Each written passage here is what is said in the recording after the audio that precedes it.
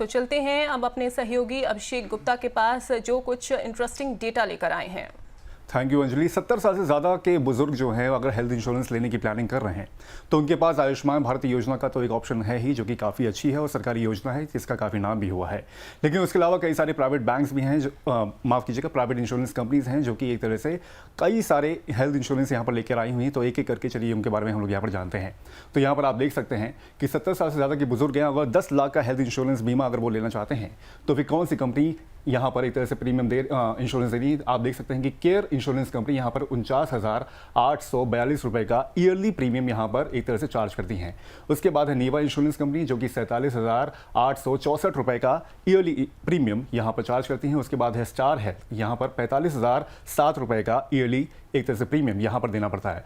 अगर आप HDFC ERGO की यहाँ पर बात करें तो यहाँ पर 53,917 रुपए का आपको एक तरह से प्रीमियम जो होगा वो पे करना पड़ेगा। और लास्ट में है ICICI लोम्बार्ड, जिसमें 46,010 रुपए का एक तरह से प्रीमियम जो है वो यहाँ पर आपको पे करना पड़ेगा। तो फिर इन केस अगर आप प्राइवेट कंपनीज की ओर जाते हैं तो ये कुछ ऑप्शन यहाँ पर अवेलेबल हैं, जो कि एक तरह से जो प्रीमियम है वो भी यहाँ पर चार्ट अवेलेबल है, तो उसको आप एक तरह से कंसिडर यहाँ पर कर सकते हैं। Over to you Anjali.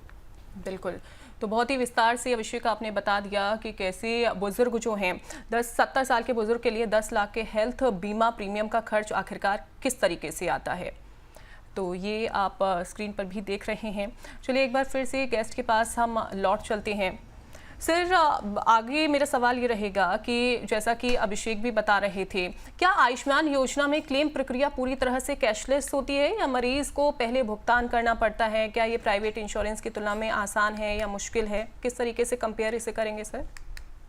देखिए अंजलि, ऐसा है कि इसमें कैशलेस तो है ही है, और जो ट्रीटमेंट ले रहा है उसको तो अपना जो कार्ड है वो ही दिखाना है।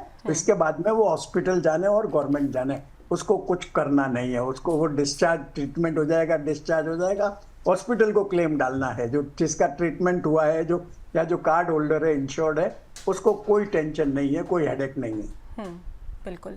अच्छा सर, चूंकि अगला सवाल जो मेरा है, उससे पहले भी मैंने कहा कि बहुत सारे ऐसे बुजुर्ग हैं जिनके पास कार्ड तो होता है, उनकी ये भी शिकायत होती है कि हमें भाई इसका लाभ नहीं मिल रहा है। उसी से जुड़ा हुआ मेरा अगला सवाल है कि अगर कोई बुजुर्ग है, उसके पास ये कार्ड भी बन गया है योजना का, लेकिन उसे लाभ नहीं मिल पा रहा है, जबकि वो पात्र भी है, तो सर उसे कहाँ शिकायत करनी चाहिए, कहाँ अपील उसे करनी चाहिए इसको लेकर? देखिए अंजलि जी, मैंने आपको पहले ही बताया, सब मर्ज की एक दवा है इसमें जो हेल्पलाइन नंबर है 1455। कोई भी प्रॉब्लम हो आपको आयुष्मान योजना से संबंधित, आप वहां कंप्लेन कर सकते हैं और आपका बहुत शॉर्ट टाइम में आपका रिड्रेसल हो जाता है ग्रीवेंस का।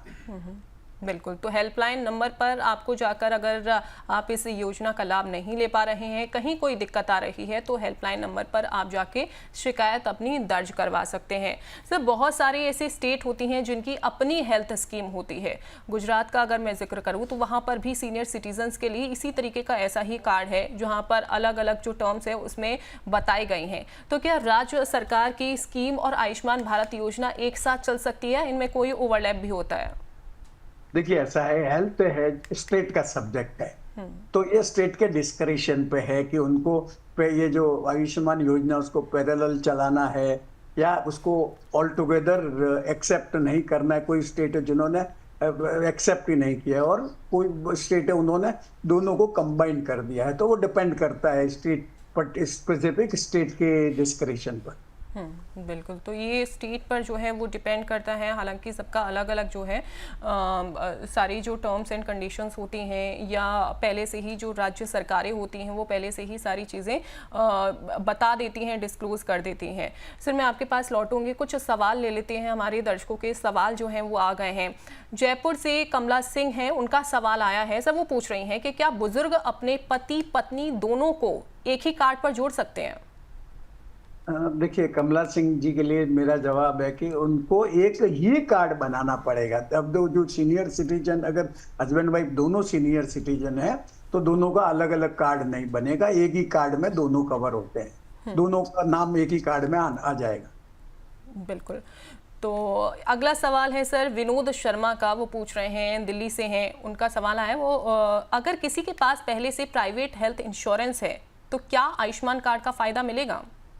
हाँ, क्यों नहीं मिलेगा। आप दोनों इंश्योरेंस रख सकते हो। अगर आपको लगता है कि भाई मेरी इंश्योरेंस की कॉस्ट 5 लाख से ज्यादा होगी, तो आयुष्मान का 5 लाख का इंश्योरेंस के साथ साथ आप प्राइवेट इंश्योरेंस कंपनी से भी इंश्योरेंस खरीद सकते हैं, और इस केस में आप दोनों से क्लेम कर सकते हैं। सेम अमाउंट का क्लेम नहीं कर सकते, परंतु जैसे 5 लाख का आपका इंश्योरेंस का हुआ, तो आप चाहे तो इंश्योरेंस कंपनी से करिए या आयुष्मान में करिए। सपोज 8 लाख का हुआ, तो एक इंश्योरेंस कंपनी से 5 लाख का करिए, बाकी का दूसरा 3 लाख का क्लेम दूसरी कंपनी से करिए। बिल्कुल।